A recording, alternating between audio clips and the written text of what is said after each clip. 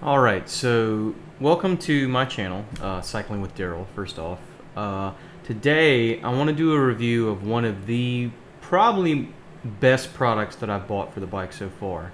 And this actually started back in early October. I've been going back and forth about it, looking at various products. Prime Day happened, which I'll go into that, and then I'll discuss how we ended up where we are. So I ride a Trek Domani AL disc, and one of the things I did not have compared to a lot of people in the club is a cycling computer.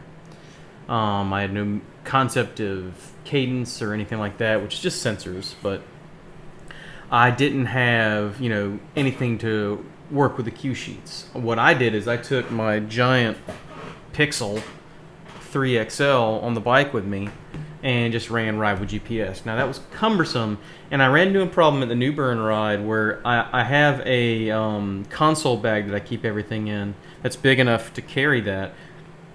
But the problem is when you get into self-contained or rainproof bags like that, the phone generates a lot of heat, and the phone actually overheated in the middle of the ride. So I was looking for something different altogether. I wanted a cycling computer.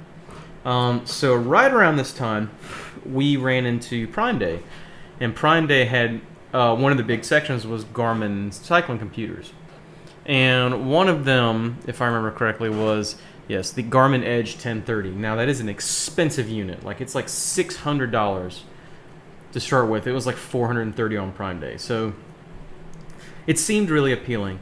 So I started looking into it, and it did GPS. And it did, I could add sensors to it, so for cadence, power, if I could get them, that kind of thing. But it felt limiting because one of the things I liked was on the phone, our club uses Ride with GPS for practically everything. So on the phone, I could just tell it, navigate a route I'd pre-downloaded, and just basically get turn-by-turn instructions in the ear and not have to worry about cue sheets. So I felt torn. I know that I could spend apparently close to $600 and get what everyone else kind of gets, but not what I was looking for. And around that time, I started, looking around for alternatives, different computers, and something came up that was pretty interesting.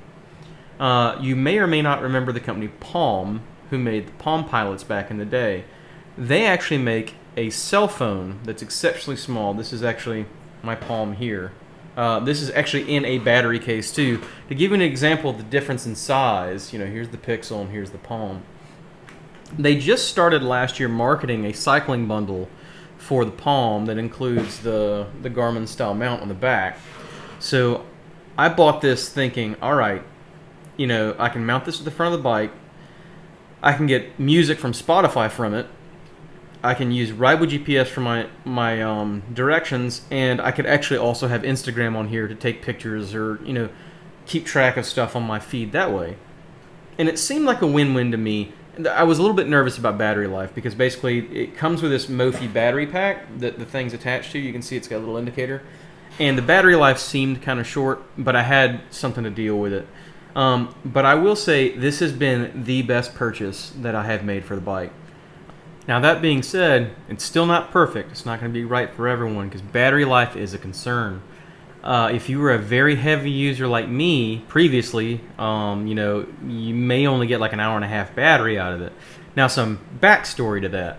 The way I would use the Palm is very much like a traditional Garmin GPS. I would leave the screen on all the time, but I would also have Ride with GPS doing live updates, and I would also be getting music from Spotify, which is a pretty big draw on the battery.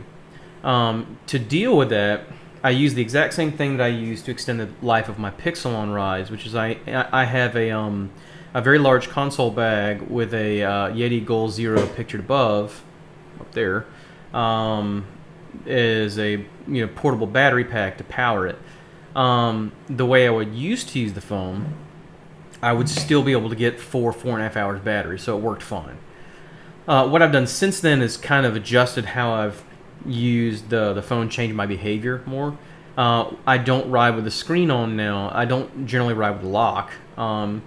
But the screen's off, and I'm getting the turn-by-turn instructions and interval updates from Ride with GPS via my AfterShokz Aerapexes. So I'm getting in-ear instructions. Also getting music from Spotify. Now, in that scenario, with the Venture 70, I've gotten the phone to last almost 8.5 hours, which is pretty solid. Now, to take this a step probably too far, I also have a 28-watt solar array for the Venture 70 that I could technically put on the luggage rack for the bike if I felt the need to be out that long. I just don't see that as a concern because for me it's primarily a cycling computer. Which brings me to the last point. As a cycling computer, what most people care about is getting information from your sensors. The Palm supports Bluetooth and ANT+. ANT+ was kind of surprising to me because it's not like I'm going to ride with a chest heart rate sensor, but Bluetooth was important because my DuoTrap sensors, and most honestly sensors for bikes, are Bluetooth oriented. So in Ride with GPS, I'm able to pair my cadence and speed sensors directly to the phone and get those metrics in there, recorded in there. Secondarily, I also found out that they will pair with my Garmin Instinct Solar, which I did not expect. But what that gives me is, when I'm riding, I have, on the screen in front of me, if I wanted, I could, turn the screen on and see, like, what's my speed as estimated from the sensors, what's my cadence, and then the slew of other information I get from Ride with GPS already, like average moving speed, distance traveled, etc. So the Palm at that point had filled all the needs I had for a computer, but it had also given me the stuff that I felt was missing from a lot of the, like, we would call industry leaders, like the Edge and all them from Garmin. So I really feel like I have found the right thing. Now, like I said, there's limitations. Battery is, if you're doing endurance riding, could be difficult for some people. I already had the Venture 70, which I would highly recommend. It's waterproof. You don't even technically have to have it in the bag. But it is a good solution to it. Also, this is water resistant. I wouldn't throw it into a pool or anything, but you can ride with it out in the rain without any problems, which is a concern of mine. But yeah, so far, this single device has changed the way I've ridden more than anything else. Now, beyond just being a cycling computer, let's not forget it is technically an Android phone. So one of the things I was able to do with it is, when you buy the package, the bundle from Palm, which I think was like $329 for the phone, the Mophie battery case, and the K-Edge mount that it sits on the stem. They give you a SIM card for US Mobile, and they're like, hey, it's a month for free, you get 8 gigs of data on it and try what you want. And you can buy it if you want later. It's an unlocked phone, so you can go with it. Like, if you have Verizon and you want to use Verizon, that's fine, but Verizon is expensive.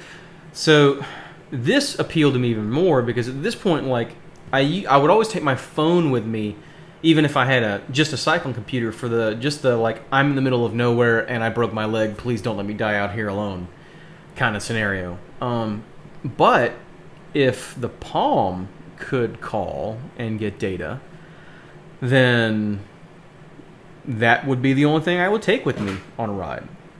So I used the US Mobile plan, and I tried to avoid even using as much as possible. Like, I pre-download my playlists from Spotify on Wi-Fi, I pre-download my routes, that kind of thing. But I have made calls on the ride, stop, take a break, call the wife, that kind of thing. And I was happy enough with it to say, like, I'll get a cheap plan and keep it, just so I don't have to take the Pixel with me whenever I ride, to be self-contained. So to me, this is the all-in-one device. In the picture you saw before, you can see my GoPro mounted there. I also have the GoPro app installed on the phone, so I can do remote controls for it. Not optimal, but if you want to take like a group photo with a high-resolution camera attached to your stem, it works. So yeah, I highly recommend, if you're in the market for a cycling computer and you're already looking at spending over $350, like into the high ends for the Garmin's or the Wahoos, take a look at the Palm and give it a shot, because depending on your use case, it might be the best device you can buy.